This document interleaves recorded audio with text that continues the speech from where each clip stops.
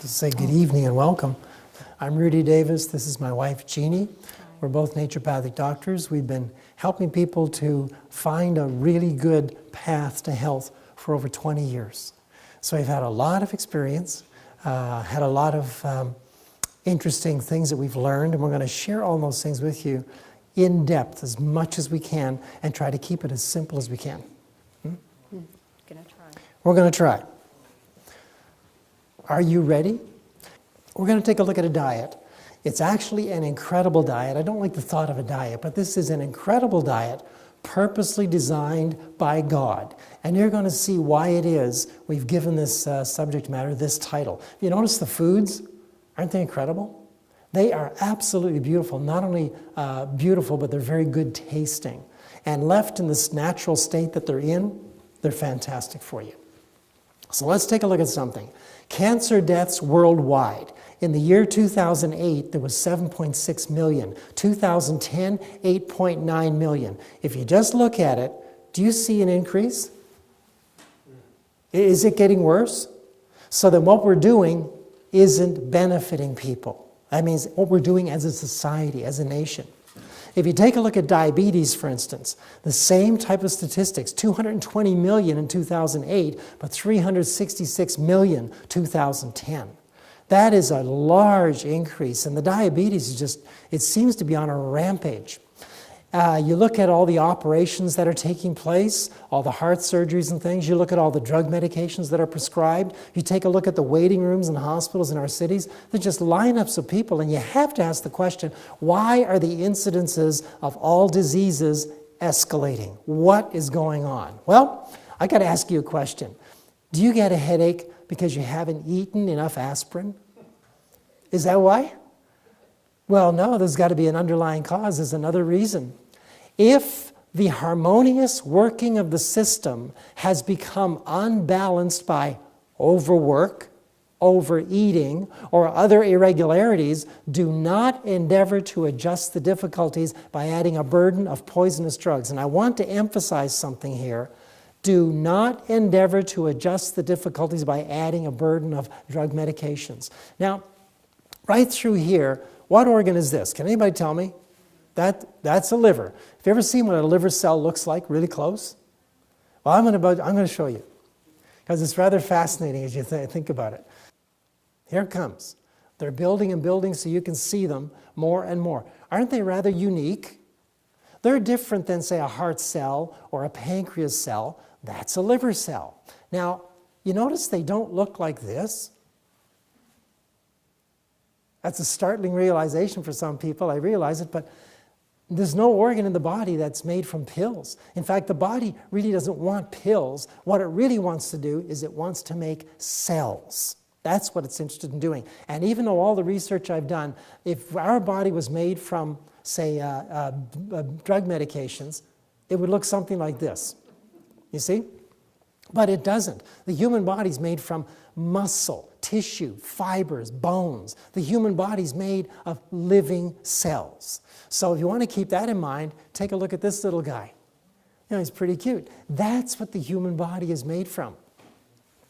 Now here's a healthy cell and a sick cell. Can you see a difference between the two? Is it clear? I'm going to point things out to you. Right here you'll see some really good cellular structures encompassing the whole cell, preventing things from leaking out and other things from getting in. But over here, notice this. There are breakages in the outer coverage of the cell. And you can see that this cell is actually incapable of holding fluid. You cannot get this cell to hold fluid. And if the cell will not hold fluid, it will not function correctly. Now the thing is, this healthy cell can become the sick cell, vice versa. The sick cell can become a healthy cell. I hope you notice that. That is what you call good news. Because when people get sick, they want to know what? I can get better, right? The continuance of life and health is dependent upon the transfer of energy and nutrients from our foods into every cell in the body. How many cells? Every cell, every single cellular structure requires that food, nourishment, be brought into the cellular structure so that it can repair, so that it won't have the holes like you saw in the previous cellular network. And if the holes are repaired through nutrition, then you're going to have healthy cells. And if you have healthy cells, what does that add up to? A healthy body. Exactly. Now, I want you to notice, this is actually a picture of the Bismarck. How many have heard of the Bismarck? Yeah, I'm really into history quite a bit, especially World War II. History tells us there's a swastika on the deck. That ship, if I wanted to repair that ship, what would I need to repair it with? Could I repair it with nylon stockings? Would that rebuild the hull? Would that rebuild the stern of the ship if I did that?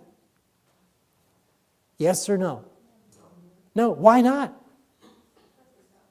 It's not made from nylon stockings.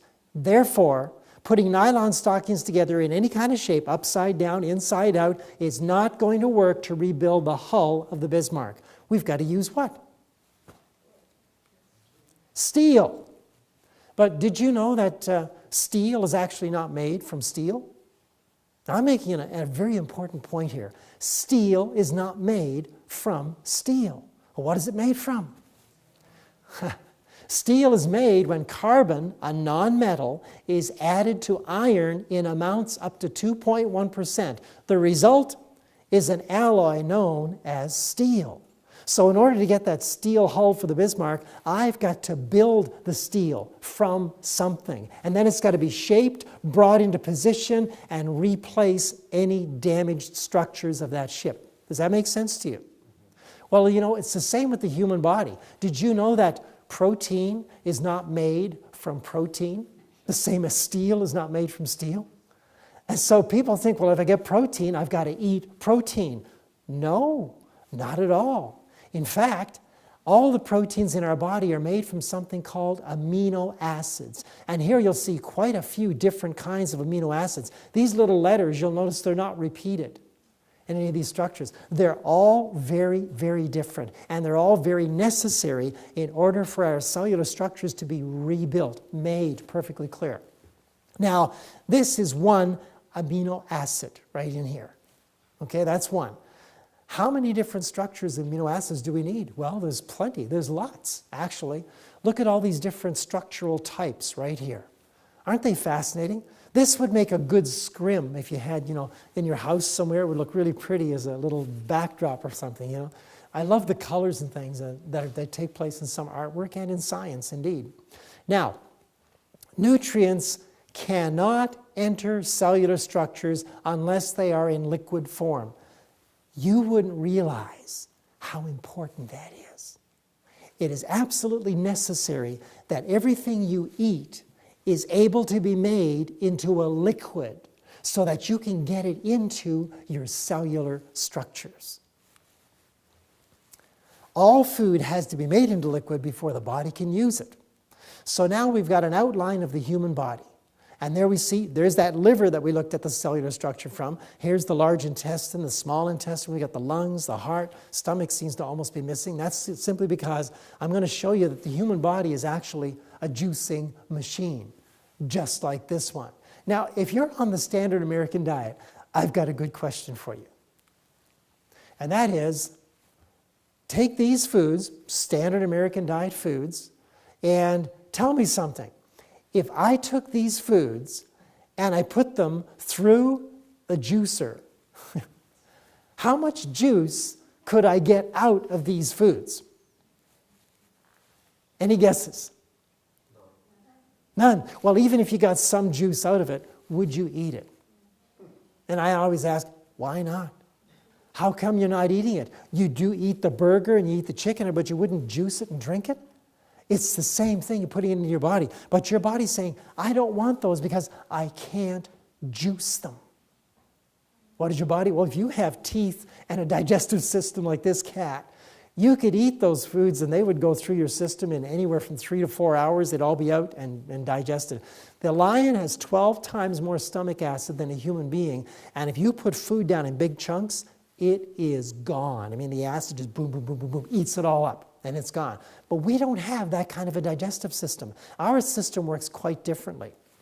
God gave us some special foods to eat. And God said, behold, I've given you every herb bearing seed which is upon the face of all the earth, and every tree in the which is the fruit of a tree yielding seed. To you it shall be for meat, as it says here, but actually that word can be translated into food. For you it's food. Think maybe God knew that we were a juicing machine and needed foods that could be juiced? Well, let's just see. Does that look good to you? Because I'll tell you, that makes me hungry at any time of day when I look at that.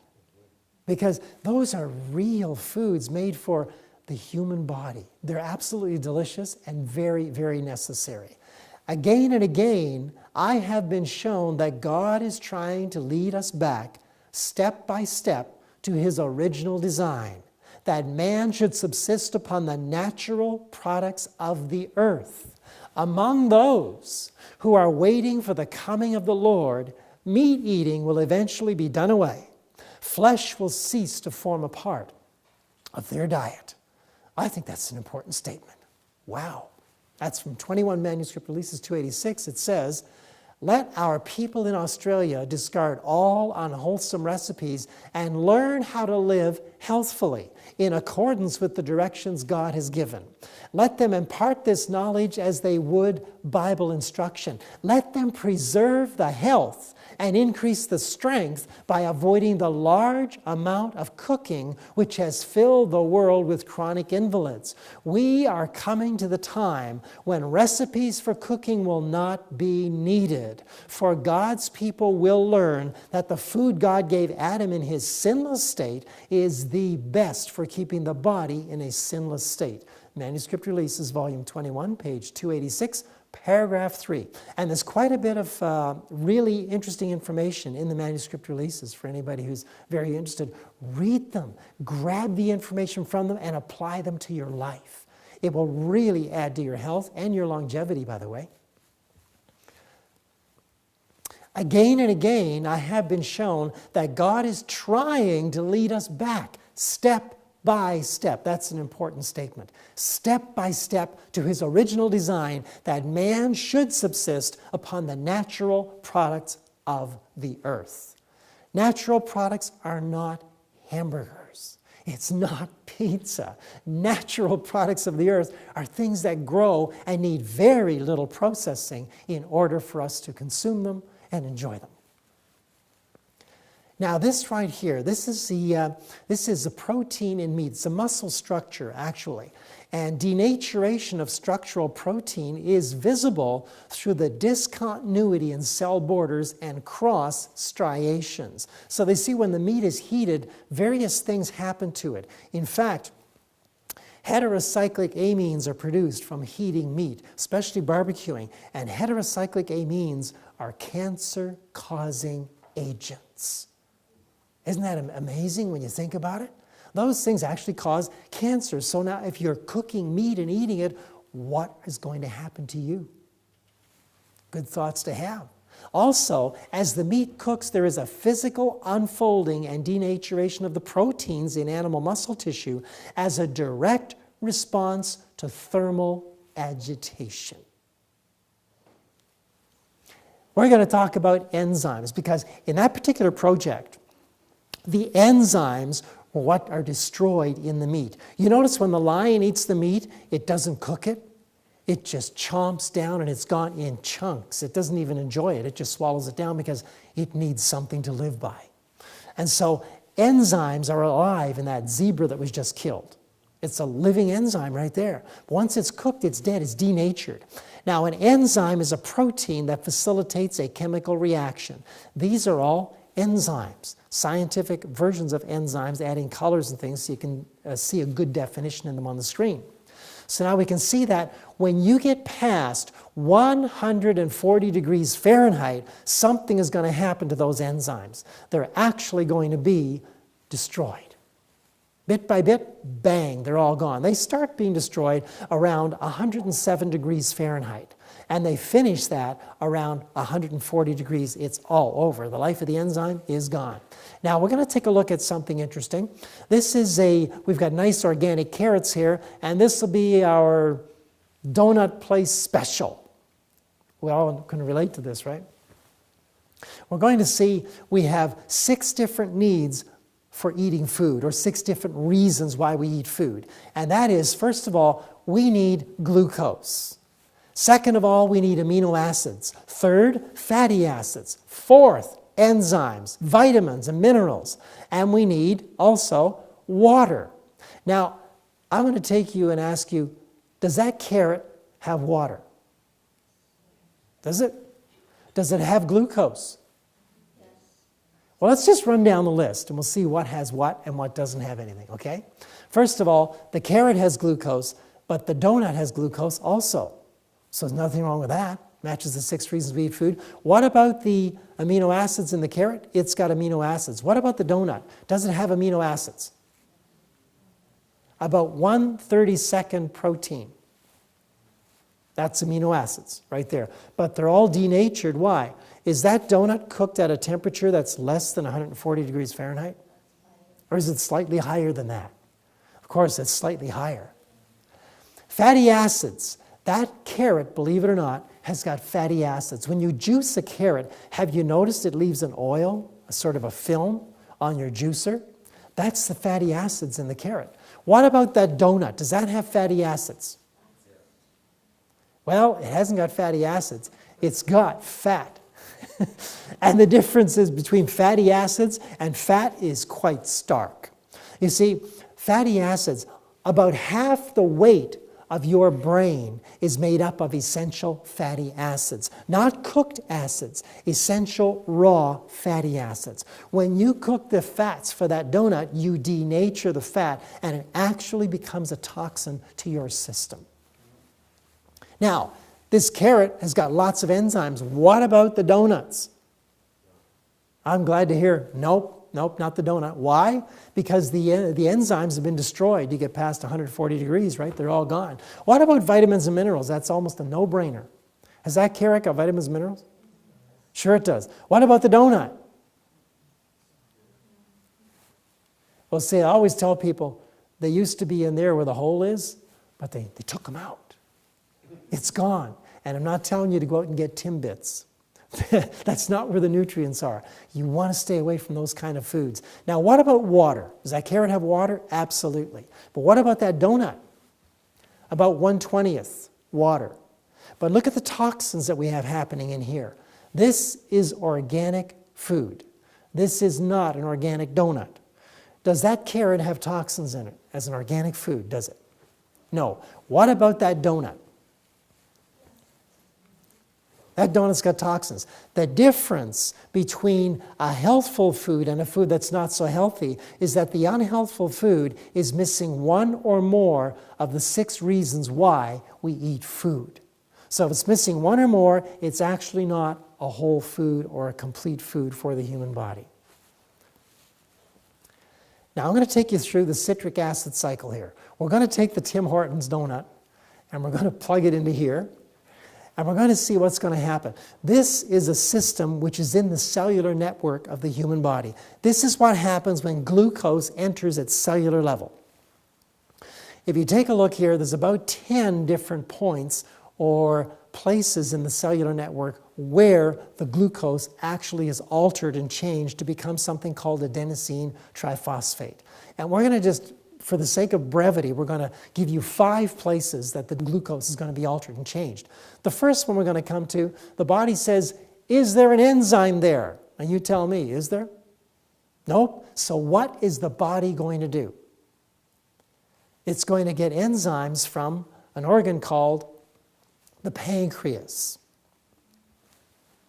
So that pancreas now has to put out enzymes to help digest that glucose and turn it into adenosine triphosphate. It's going to help prepare it to move on to the station B right in here in the cellular structure so it can be altered again. Now here we've got missing vitamins. So what do we do? No vitamins are in that donut. There's none there, no matter what they might say. The body might say, I want to get something from the muscle tissues or from other cellular structures in the body, and I'll make that vitamin available so we can use that glucose today. So now the glucose has been altered from point A down to point B. The body's now preparing it to go out to channel C. And we're going to see what happens at C. Well, here the body might say, I need a mineral. There's no minerals in the donut, so where's the mineral going to come from? Maybe, just maybe the body says, I want to get it from the bones because there's nothing else to take it from. So now the skeletal structure of the human being is being invaded, and we're going to pull minerals out of the bones to service the needs of digesting that glucose to turn into adenosine triphosphate. So now it's ready to go on again to the next checkpoint, which is D.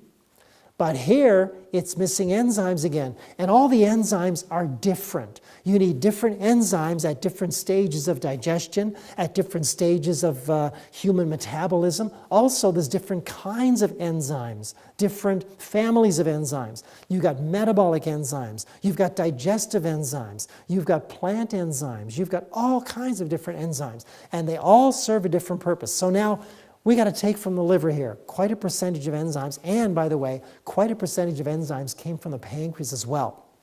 So now it's ready to go to checkpoint E, the last place on its journey before it becomes adenosine triphosphate. But here, it needs another vitamin. Well, maybe the body will say, hey, it's the donut. I'll take it from the eyes. We'll put some vitamin A in there. Now it's ready to become adenosine triphosphate, and that is basically usable energy in the body. But now let's take another scenario. Let's just see what happens if we eat some good old raspberries. Anybody like raspberries?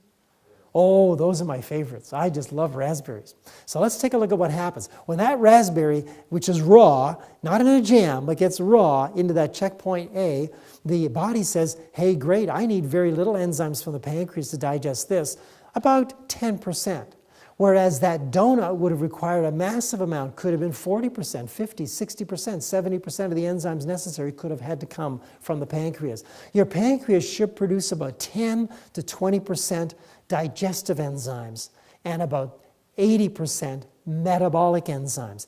Metabolic enzymes are used to make your eyes blink. They're used to make your muscles move. So your pancreas wants to produce enzymes that make your body heal itself, that help you to move.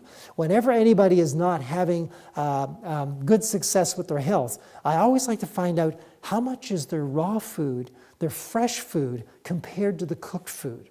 What's the ratio? And if there's too high a ratio of cooked food, then I can see where there could be a problem happening in that system.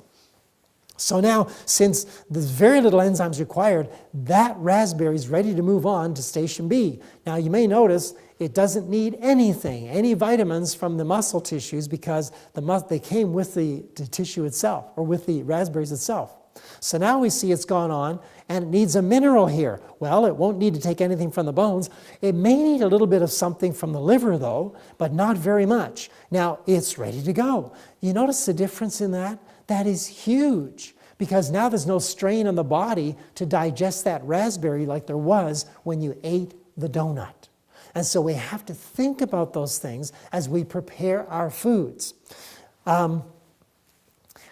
It causes us to either become acidic or alkaline, depending on what we eat. So on the bottom end of the scale, we've got a 1, which is really acidic. And on the top of the scale, this is the pH scale, we've got about a 14, which is really acidic. In the middle, you've got your 7 to 8, which is your healthful range. Now, if you're going to be eating foods of the standard American diet, then you're heading down toward the acid side of the pH scale. But if you're eating the foods that God designed for you to have, then you're heading more towards the alkaline side of things, which is putting you more in a state of health. Disease doesn't set up in the human system until the cellular pH becomes below 7. Now, if you inherit a weak kidney, then it could show up in your kidney area when you start doing things wrong. Too much of the wrong foods coming in will produce a really strong reaction to a person who's weak in that area. If you have a weak heart, if you've inherited that, that is going to happen, that you're going to have a weak heart. If you get a weak liver, you get weak bowels, it's all the same thing. The toxins always show up in whatever area is the weakest, whatever you've inherited is the weakest. But that doesn't mean that that organ has to stay in a weakened state. That organ can be rebuilt totally. So now what kind of diseases would set up when our cellular structures become lower than 7? Well, it could be heart disease, could be diabetes, could be osteoporosis, could be high blood pressure. Those are very common things. And whenever I tell people that come into my office, look, what are you eating? Oh, well, I'm eating fish. Like fish is good. I say, you're eating fish? You got to stop that stuff. Your high blood pressure, your arthritis, everything, the fish is causing that. And they'll go, huh, how could that be? We've eaten this all our life. You're going to see how that is. It is absolutely incredible. But it's hard for people to wrap their minds around that. How could this be wrong for us? Well, here's how you can gauge. Are you well or are you sick? And if you're sick, then in order to get the results you've never had, you've got to do the things you've never done. If it's requiring changing the diet, then that's what you need to do. So now these things, if you will notice, if you're heading toward this side, you're heading toward death. But if you're heading toward this side, you're heading toward life. Cancer doesn't set up in the cellular structures until the cellular pH is 5.7 or lower. That doesn't mean if your cellular pH is below 5.7 that you have cancer. It just means that if you do get cancer, it's going to spread fast. That's all that means. Let me ask you a question. If you wanted to live in this beautiful French village, and you see all the, where it is right around the sea, and they have all the vineyards growing there, it's actually very, very pretty. Notice all the houses and special restaurants, and they serve a lot of really good food at some of these places. Now, if that was an absolutely perfect place that you just love to be, then would you have to abide by the rules that govern that place? Would you? Or would you not? What would happen if you went to live in that place that you really wanted to live in, but you didn't want to obey the rules? What would happen to you eventually? You'd be kicked out. You'd be asked to leave. But you say, but I wanted to be here. But they say, but you're not obeying the laws, so you can't be here. You know what is the same with our health? Many people want to be healthy. They want to arrive at that perfect state, but they don't want to do the things that cause health. And if you are not obeying the laws of health, then you're going to be obeying the laws of death. Disobedience to the laws of life automatically places you under the laws of death. Does that make sense to you? Make sense? Okay, so if you disobey one, you're automatically in the other by default. So in order for you to have a healthy, long life, what you have to do is obey the laws that lead to life, and you'll be taken care of nicely. But if you don't obey those laws, you are naturally placed under the laws of death. There is only one choice or another. I'm going to get Jeanie up here. It's her turn to share some things with you. Okay, so you guys have learned about foods that will make our bodies acidic and foods that will make our bodies alkaline. What I'd like to do with you is show you some of the nutritional studies that have been done which verify the things that Rudy has been showing you. And I find these very interesting. The first one I want to show you is Dr. Pottinger's cats. How many of you have heard of Dr. Pottinger? Anybody heard of Dr. Pottinger? Nobody's heard of Dr. Pottinger? He was a medical doctor that lived around, or did these experiments rather, around the 1940s. And he took a group of cats, he took about 900 cats, and divided them up into several groups, and he watched to see what effect nutritional variations would have on their health. And here's some of the things that he found. One group of cats was fed a diet of 2/3 raw meat 1/3 raw milk, and cod liver oil. So those were the raw food cats. The second group was fed a diet of 2/3 cooked meat, 1/3 raw milk, and cod liver oil. So the difference between the two diets is one had 2/3 raw meat, the other had their meat cooked. And let's see what took place. Okay, the cats that were fed the all raw diet were healthy, while the cats that were fed the cooked meat diet developed various health problems. By the end of the first generation, the cats started to develop degenerative diseases and became quite lazy. By the end of the second generation, the cats had developed degenerative diseases by midlife and started losing their coordination. Second generation. By the end of the third generation, the cats had developed degenerative diseases very early in life, and some were born blind and weak and had a much shorter lifespan. Many of the third generation cats couldn't even produce offspring. There was an abundance of parasites and vermin, while skin diseases and allergies increased from an incidence of 5% in normal cats to over 90% in the third generation of deficient cats. Isn't that incredible? Only 5% in normal cats, but over 90% was the increase by the third generation in these deficient cats. Kittens of the third generation did not survive 6 months. Bones became soft and pliable, and the cats suffered from adverse personality changes. Males became docile, while females became more aggressive. And actually, 3 of those females were named tiger, cobra, and rattlesnake. And that will give you some idea of their personality. Isn't that incredible? So those females became very aggressive. They were actually dangerous to handle. It was quite amazing.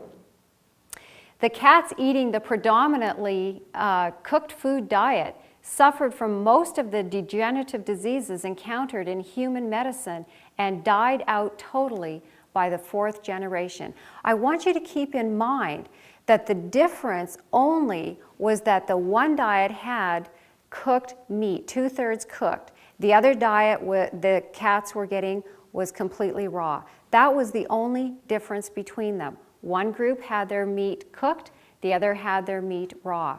To me, that was incredible when I saw what took place when the predominant portion of the diet came from cooked food. That was amazing. Well, let's carry on, because he did some further studies. Another study that was dubbed the milk study.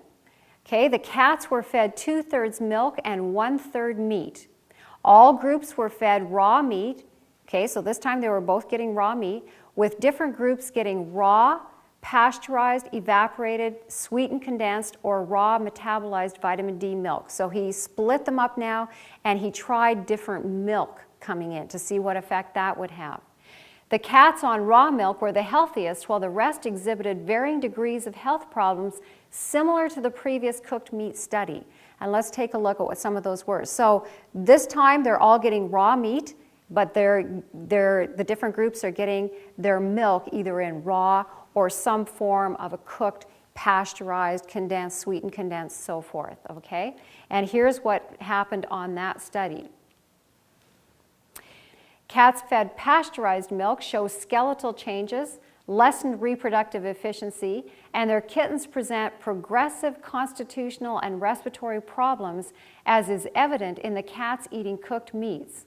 Cats fed evaporated milk show even more damage than their pasteurized counterparts, while the most deficiencies occur among those fed sweetened condensed milk. Isn't that incredible? These cats exhibit severe skeletal deformities. They show extreme irritability and pace back and forth in their pens nervously. Isn't that amazing? Just from changing to different forms of cooked milk. So we can see what Rudy was talking about earlier. You can see what happens when we start to denature our food. Denaturing our food is when we start to heat it. And again, we want to make it really clear, we don't advocate 100% raw food diet. That's not what we're about. But what we do like to encourage people is to consume more raw food in their diet. Make the predominant portion of your diet coming from raw foods rather than the predominant portion coming from denatured, devitalized foods. And you can see from the animal studies why that's so important. Let's take a look now. Dr. Pottinger, he also did experiments on guinea pigs. And this is very interesting. A group of guinea pigs was initially fed a diet of rolled and cracked grain with supplements of cod liver oil and field-dried alfalfa. Okay, this was field-dried alfalfa. Soon, they showed loss of hair, paralysis, and high rate of litter mortality. Diarrhea, pneumonia, and other deficiency symptoms increased. When fresh-cut green feed, this was grass that was cut after sundown, sacked and delivered before sunrise, was introduced into their diet, the guinea pigs showed remarkable improvement. Infant mortality decreased and the animals became huskier. No new cases of paralysis developed, and the alopecia, that's the baldness, lessened, though it did not disappear entirely.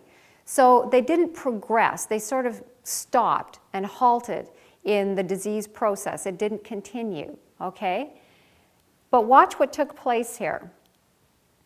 A few of the guinea pigs with severe diarrhea and loss of hair were allowed to run outside the pens to feed on growing grass and weeds. In less than 30 days, these foraging animals showed even greater improvement than those receiving cut greens inside the pens. Their diarrhea stopped. Their hair returned with a soft, shiny, velvety texture.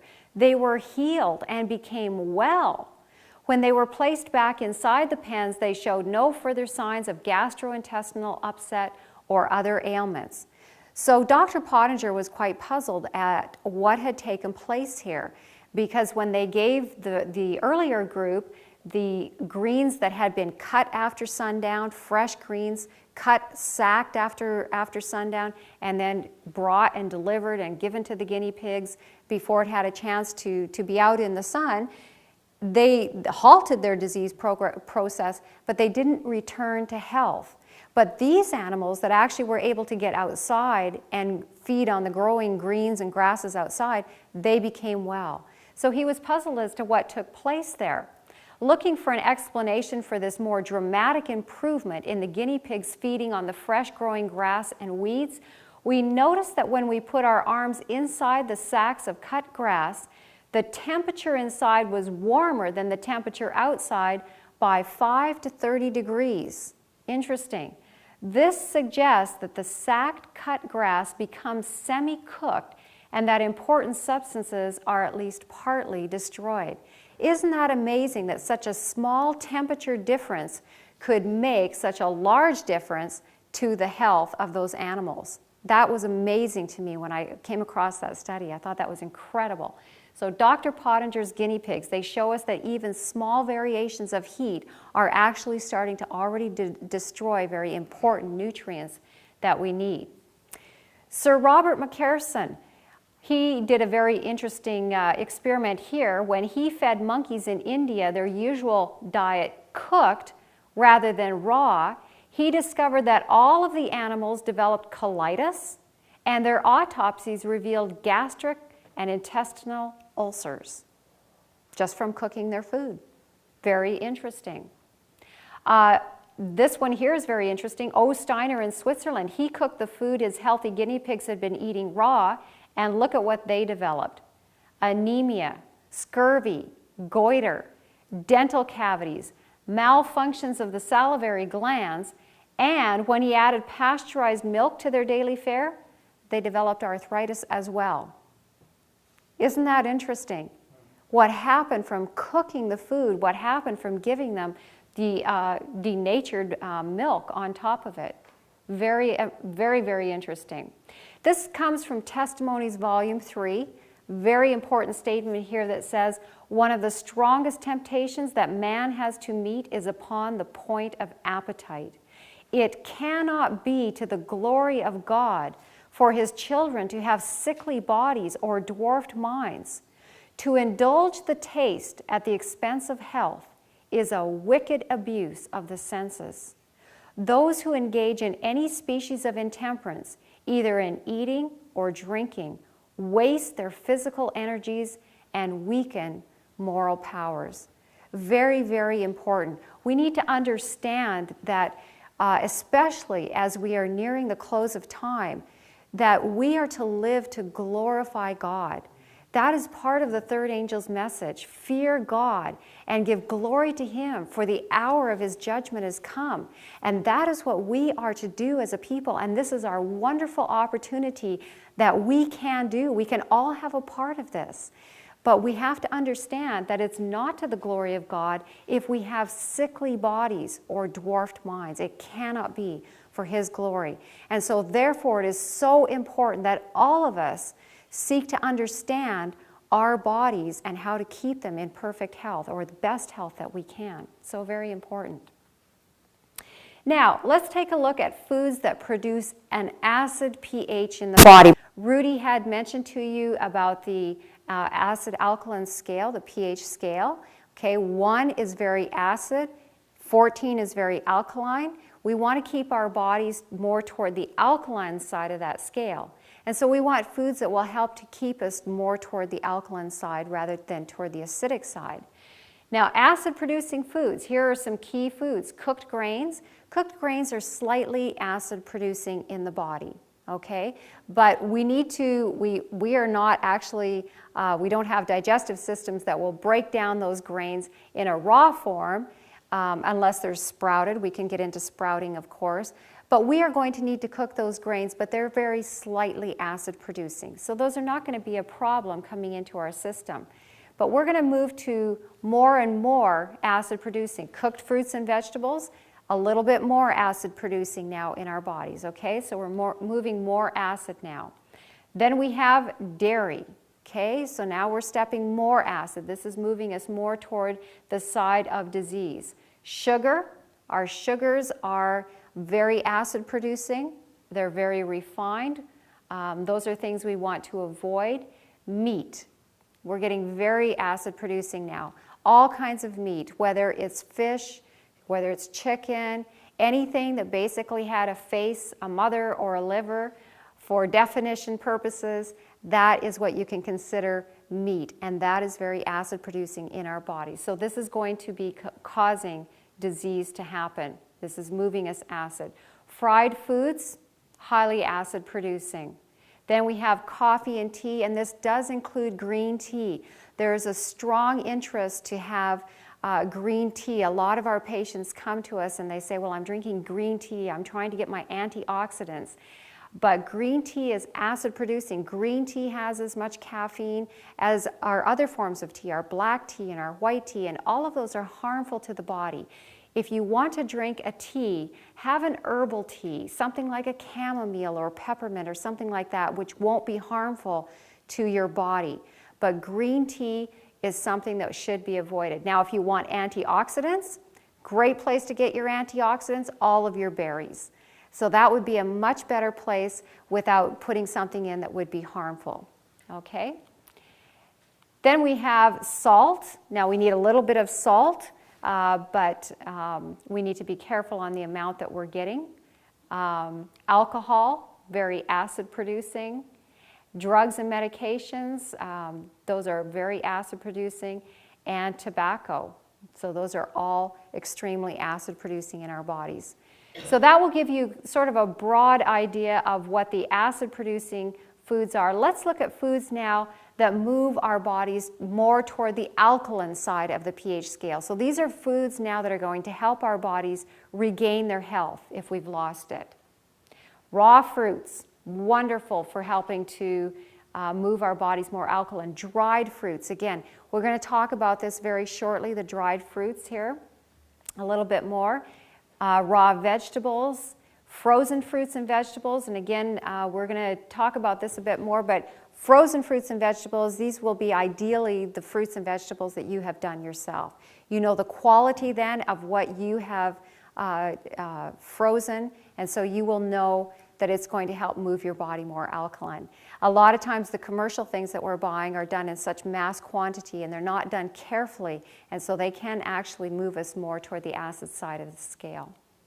Lightly steamed fruits and vegetables, we'll talk about that shortly. Raw nuts and raw seeds. So these are wonderful for helping move our bodies toward a more alkaline pH, helping to regain health in our systems.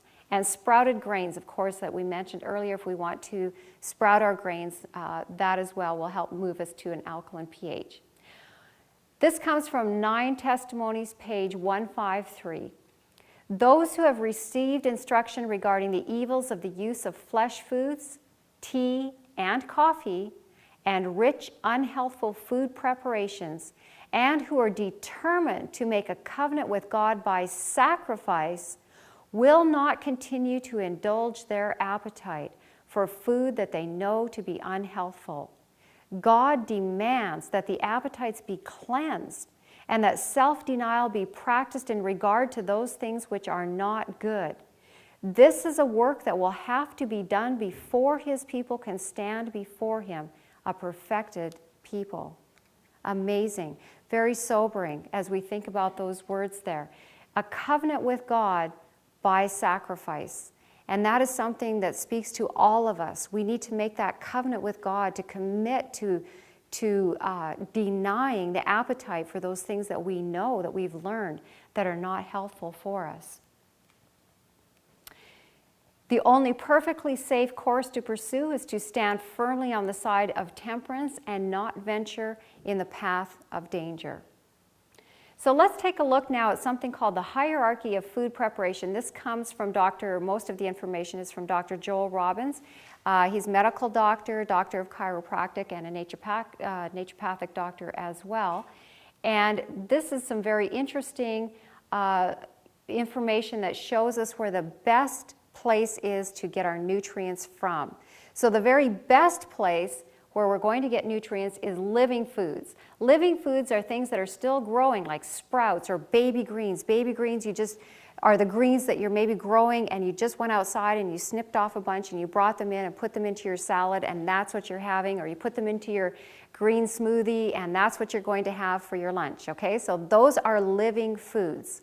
And that is where we're going to get the most amount of nutrients to cellular level. Okay, so the highest amount comes from living foods. Then we have raw and whole. Okay, so this is our banana or orange, raw and whole. We're going to get about 30% of those nutrients to cellular level. This can vary depending on what it is that we are consuming. Of course, if we're consuming things like a banana or a pineapple or even an orange, okay, where we're at here in the Vancouver area, those foods don't grow. Okay, so those have to be grown elsewhere, and they have to be shipped in.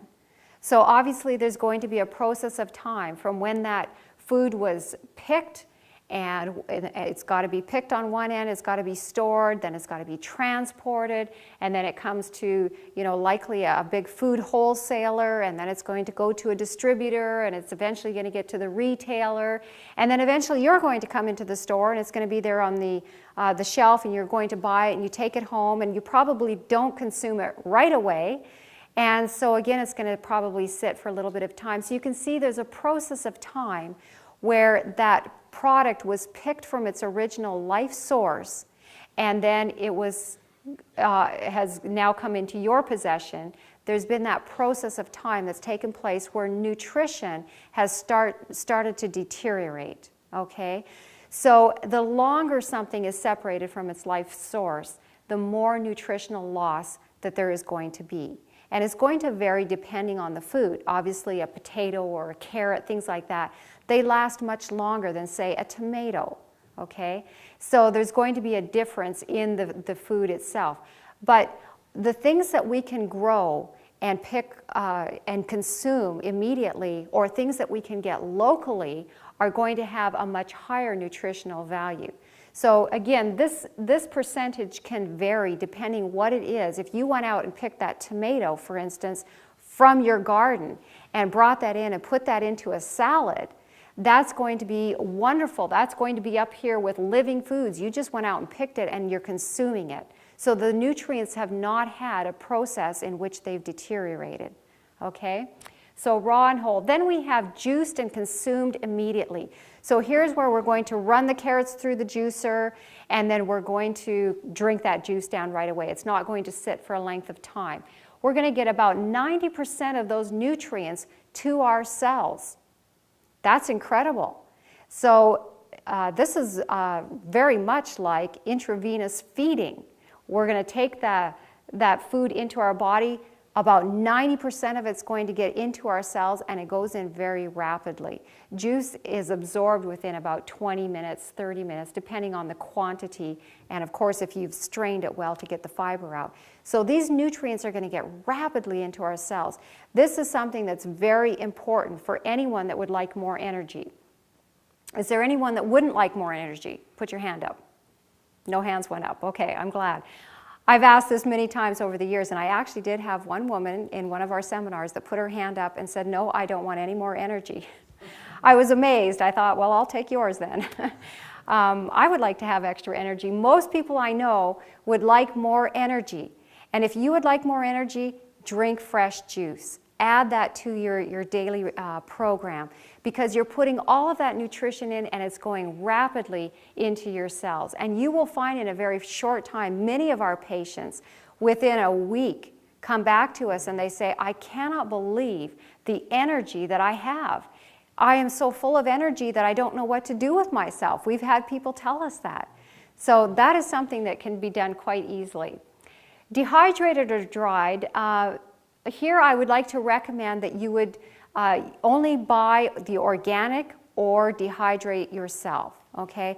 Reason being is because with dehydrated foods, they will usually use things like sulfites when they dehydrate them.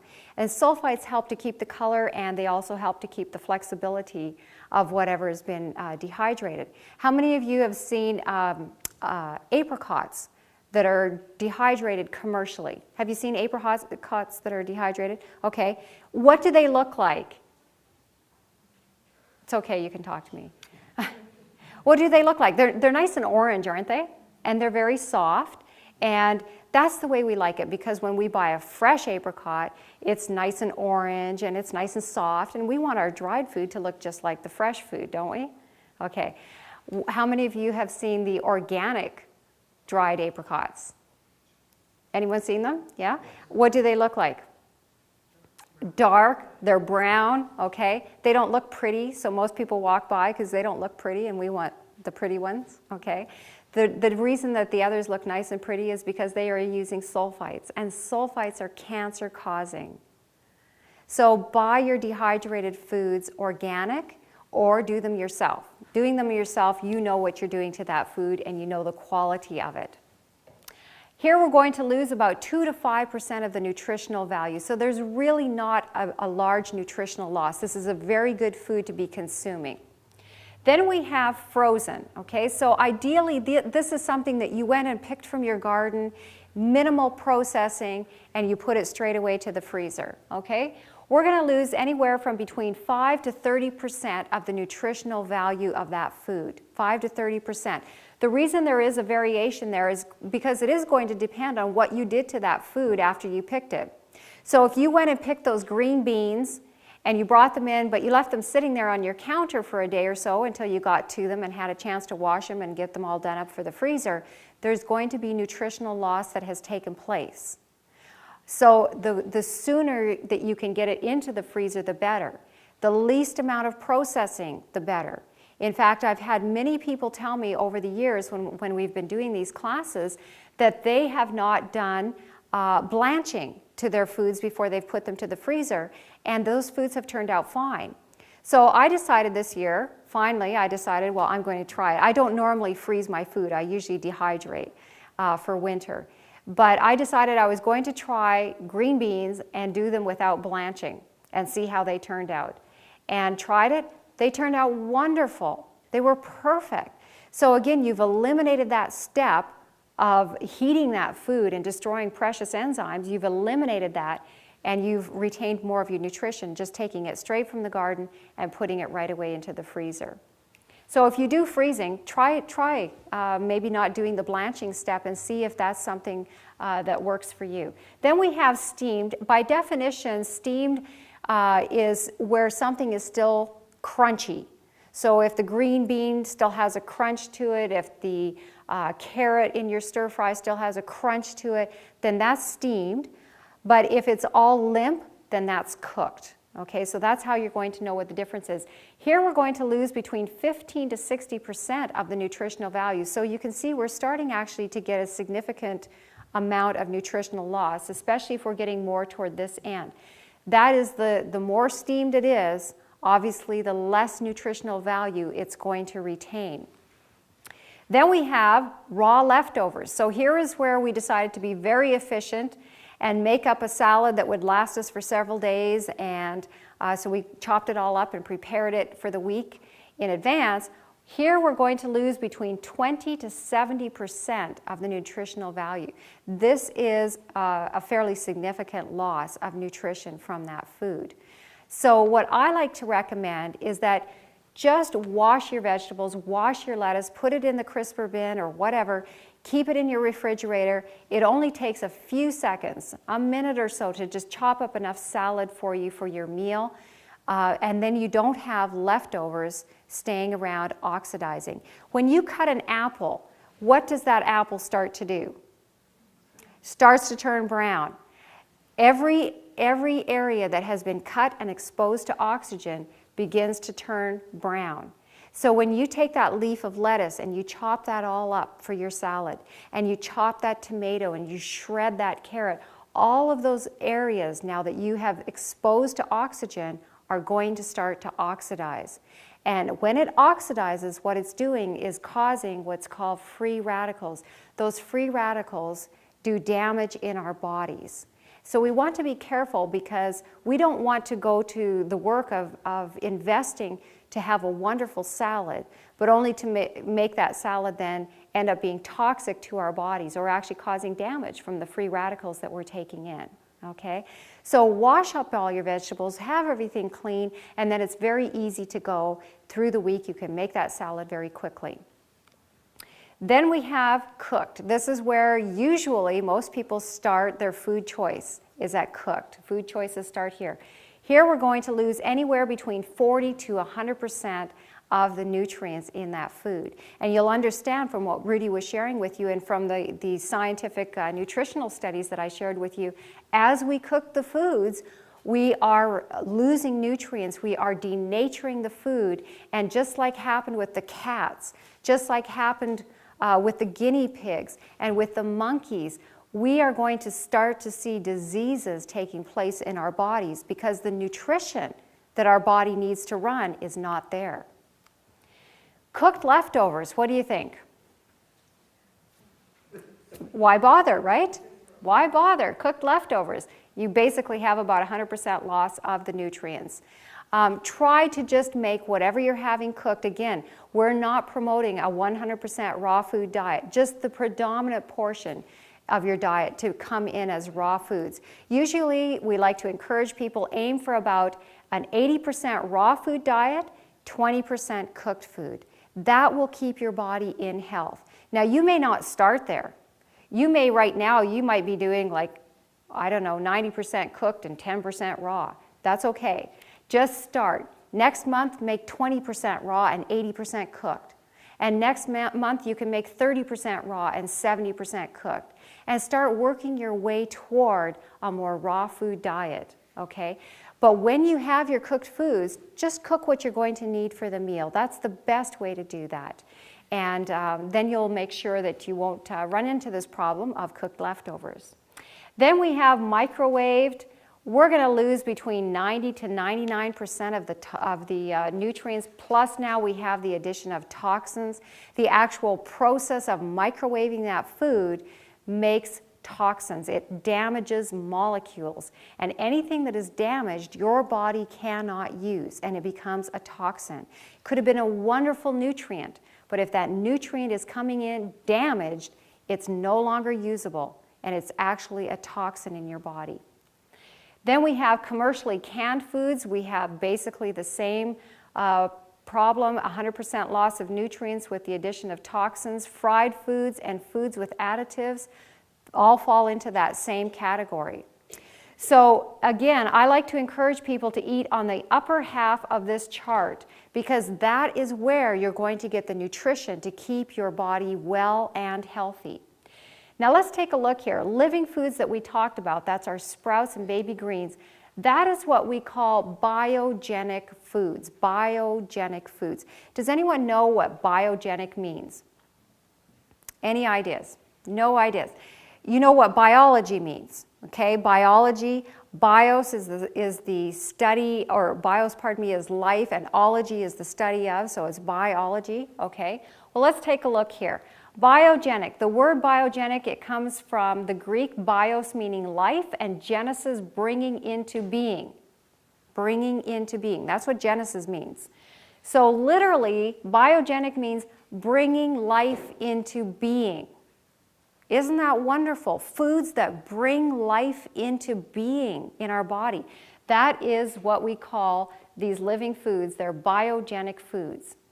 Now, raw and whole, this category here, juiced and consumed immediately, dehydrated or dried, and frozen, these are what we call bioactive foods. That means they're life-sustaining. So they will sustain our lives. These ones here will actually renew our lives. These ones here will sustain our lives, okay? We want to get about 25% of our diet coming from living foods. 25% roughly of our diet coming in. So sprouts, I'm going to share with you hopefully one of my passions, and that is sprouting. I love sprouting. And you are going to see how incredible sprouts are in our bodies. They are little powerhouses of nutrients, power-packed. And these foods that we're going to put into our bodies actually then help to renew life. So we want about 25% of our diet coming from those foods.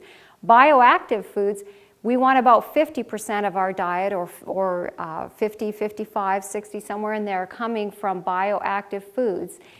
Then we have this section here. This is where we're getting into the cooked. So we've got steamed, we got our raw leftovers, cooked and cooked leftovers.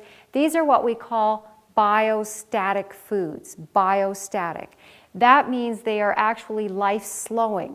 So we want to be careful not to consume a large amount. Certainly no more than 25. Usually, like I said, we recommend only about 20% coming from cooked foods. So you want to be getting the bulk of your foods, preferably about 80% of your foods coming from raw living foods, okay? Those biogenic foods, those bioactive foods. Now, this group down here, what do you think that group is? Think we should have anything from that group? No, we shouldn't really. These are biocidic foods. That means they are actually life-destroying. Biocidic foods are life-destroying. We should not have foods from that category. So microwaved, commercially canned foods, fried foods, and foods with additives should really not be in our diet. Now, Dr. Edmund Bordeaux-Szekely, he did one of the greatest human experiments of the live food diet. This was conducted over a period of 33 years. He evaluated more than 123,000 people that were on this diet that I was just talking to you about, where they were getting about 25% coming from their biogenic foods, and they were getting about 50% or a little bit more coming from bioactive foods. And he found amazing results in benefiting the quality of people's health compared to the control group. That was quite something that he found with the people on that. That was over 33 years. Some other interesting statements that have been made. This actually comes from the Journal of the American Diet Association, a review of 206 human epidemiological studies and 22 animal studies on the relationship between fruits and vegetables and cancer risk found that raw vegetables are the #1 protective food against cancer. Isn't that great? Raw foods. Cancer is on the increase. We see so many of our patients coming in and they have cancer. Every age, it doesn't matter, from young all the way up to old and everything in between, cancer is on the increase. And here, right here, we're being told that vegetables, raw vegetables, are the #1 protective food against cancer. So that's something to include into your diet. Those raw foods, get them in there. This one here is coming from the American Journal of Clinical Nutrition. I'm not going to read the whole study, but I just want to share with you here. The present data indicate that the living food diet, that's what I was just talking to you about, the living food diet provides significantly more dietary antioxidants than does the cooked omnivorous diet, that's with meat in there, and that the long-term adherents to this diet have a better antioxidant status than do omnivores control subjects. That's the American Journal of Clinical Nutrition. So they're talking and promoting the living food diet right there as having more antioxidants, being better for you. Those antioxidants, of course, so important in protecting us against disease. Let's take a look at another one, the Journal of Nutrition, 1992. Results suggest that this uncooked extreme vegan diet, they're calling it, causes a decrease in bacterial enzymes and certain toxic products that have been implicated in colon cancer risk. So that's actually coming from the Journal of Nutrition there, showing that this, they're calling it an extreme vegan diet, but the raw food diet, so including those raw foods, is lowering your risk of colon cancer. Very interesting. Now I want to show you another reason why we want to be careful in the food choices that we are putting into our body, and specifically why we want to be avoiding animal products.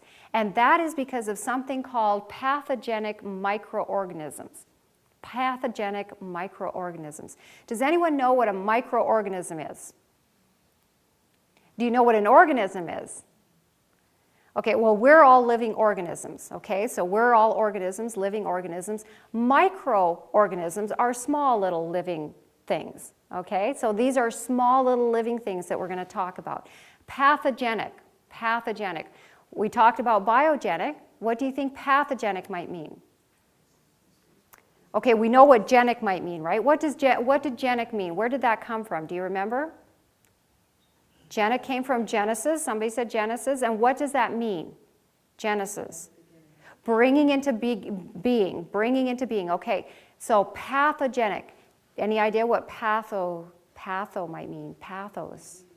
Disease. Okay, you guys are very good. Let's take a look here. So the word pathogenic comes from two Greek roots. Pathos meaning disease, and Genesis bringing into being. So literally bringing disease into being. So these are very tiny microorganisms, very tiny little living things that are bringing disease into being. Would you like to know where they're found? Okay, well, let's take a look. Okay, in milk, you get about, what's that number there? 5 million in 1 cup of milk. 5 million of these little living things that actually bring disease into being in your body. And by the way, that number continues to grow even if you keep it in your refrigerator. It grows exponentially, okay? So those little microorganisms that bring disease into being in your body are growing. Let's take a look. Butter, 7 million per cup. I know we don't eat it by the cup, but it's showing you for comparison's sake. So butter, again, huge amounts coming in. Eggs, look at that. 37 million per egg, 1 egg. Isn't that amazing? And most times, if we're consuming eggs, we're not just consuming 1 egg, because we'll have an omelet, for instance, that has a couple of eggs, or other foods where we're having several eggs at a time. 37 million. These are little organisms, little living things that will bring disease into being in your body. Cheese, look at this. 100 million per serving. By the way, how big is a serving of cheese? No, it's not the big chunk. Anybody know? Okay, 1 ounce. Small little 1 ounce cube. That's not the way we eat cheese in North America. That's not the way we like to eat cheese. We like to have lots of cheese, and we ask for double and triple cheeses on our pizzas and whatever we're eating cheese on. 100 million per serving of cheese. Ice cream, oh dear, look at that. 225 million per serving. Again, how big is a serving? It's not the triple ice cream cone. That's not a serving.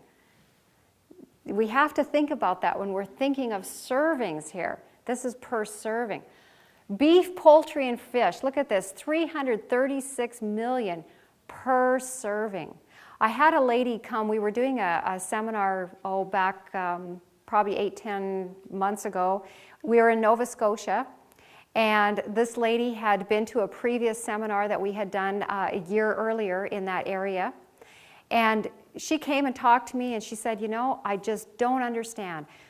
When you guys came last, she said, I switched and I went onto a really good diet. And she said, I sleep well. I've always slept really well. And I felt so good on this diet and everything. And then she said, my daughter came home. Just the other day, my daughter came home.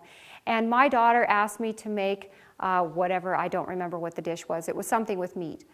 And she said, my daughter asked me to make this dish for her. And so I said, okay, I would make it for her. And so I made this dish for her. And she was eating, and she said, oh, Mom, come have some with me. And so eventually, enough pleading, and Mom decided, okay, she would have some of this. And so she said, you know, I didn't just have one serving. I actually had 3 servings of whatever this meat dish was. And she said, and I went to bed that night, and she said, I laid there wide awake the whole night. And I don't understand why, because I sleep so good all the time. Why should that have happened? And I said, I know why that happened. You cleaned up your body for a whole year. You did everything really good. And your body was so happy and so thrilled. And all of a sudden, in one shot, bang, you threw in 3 times that amount of disease-producing microorganisms. Boom, almost 1 million of these guys came, 1 billion of these guys came in, and your whole system had to rev up to start defending you. So your whole metabolism was revved up. And she said, I never thought about it. All of those disease-producing microorganisms coming into the body. When our bodies are flooded with these little organisms, our immune system is constantly fighting and working to protect us. So that was quite something. Now, the average American meal, one meal has anywhere from 750 million to 1 billion of these disease-producing microorganisms per meal.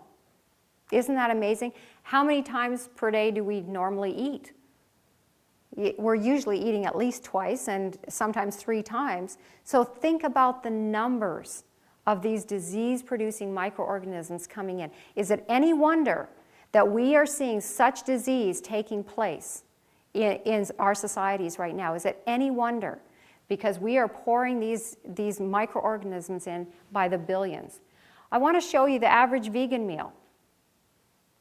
500 per meal. Well, that's not 500,000, that's 500, just a straight 500 per meal. You're going to get a few coming in because they're going to be on, you know, the leaves of lettuce and the tomato and things like that. But you're not going to get them in quantities. These kind of quantities, 500 per meal, your immune system can deal with that. Your body is meant to deal with that, is made to deal with that, designed to deal with that. But it cannot handle this kind coming in. It cannot handle billions of them coming in. And in time, they start to make our bodies sick. So, and there's the reference for that particular study. From Christ's Object Lessons, page 270, these thoughts are given to us. When the voice of God awakes the dead, he will come from the grave with the same appetites and passions, the same likes and dislikes that he cherished when living. God works no miracle to recreate a man who would not be recreated when he was granted every opportunity and provided with every facility. Christ's Object Lessons, page 270. God works no miracle to recreate us if we will not be recreated here and now with what he's given us. Very sobering. So you might be thinking right now, boy, oh boy, I have eaten a lot of enzyme-depleted, devitalized foods all of my life. Is there any hope for me? Well, I don't want you to get discouraged. Don't leave yet, because Rudy is going to share the good news with you. There's lots of hope for you. All right, so carrying on from where Jeanie had left off, yes, there is hope. I want you to take a look at these red blood cells. This is a photograph that I took myself. A lady was in to have blood work done, and she was a lover of chocolate. She couldn't resist chocolate no matter what. And so she said, You're not going to tell me to quit chocolate, are you? And I said, no, I don't want you to think about quitting anything. What I want you to focus on is this. Add good things to what you are doing.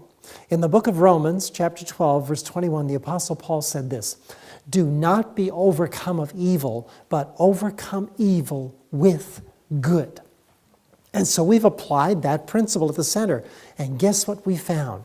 It works. So this dear sister, she added all the good first in her meal, good amounts of it, and then she'd have the stuff that she wasn't quite wanting to give up. But I told her, don't think about quitting, because if you could quit, you would have.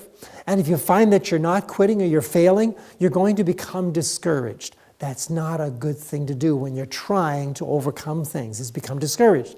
And that, by the way, that's the devil's favorite tool, discouragement. So don't be discouraged, I said, just add the good. Well, she was in to see me. You see all this right here? This is fungus in the blood. This will cause somebody to crave starches, crave the sugars, crave all the things that they shouldn't be having. And so when that happens, a person almost can't control themselves. They've got to have the sweet. She'd say, well, I'd be at the Christmas party and I would eat half the plate of chocolates, she'd say, at the Christmas party. So she followed the recommendations I give her, came back to see me in 2 months, and this is what happened. You notice the difference? There's the new blood, there's the old blood. Look at that. She said, I don't desire chocolates anymore. She said, I was at the Christmas party and everybody said, did you quit chocolates? And she said, no, I didn't quit. And they said, well, you haven't had any. She said, I didn't quit. I just lost my desire for them. Isn't that amazing? By adding the good and adding it first and foremost in her meal, she lost the desire. Gone. And she was thrilled herself. She'd also lost quite a bit of weight, energy levels coming right back up again. Beautiful. Another man, he had a lot of hemorrhoids, real problem. He had really poor liver function. He was losing minerals from his bones as well. And this is his blood work. And I have permission to show these slides, by the way, of their blood work. I always ask people for that. But he did the same thing. He decided to change his diet by adding good things. And in 2 months, he was back to see me. Look at the difference in this blood. There's the new blood, there's the old blood. Do you see a difference? That is absolutely amazing. And does this happen? This happens if you're a living human being, a living organism, your system replaces its cells on a regular basis. But you have to ask yourself, what kind of cells is my system replacing itself with? Because if the new cell is not as healthy as the old cell, or even if it's equal, it will still not produce perfect health. You want to be able to remake the cells into perfectly healthy cells.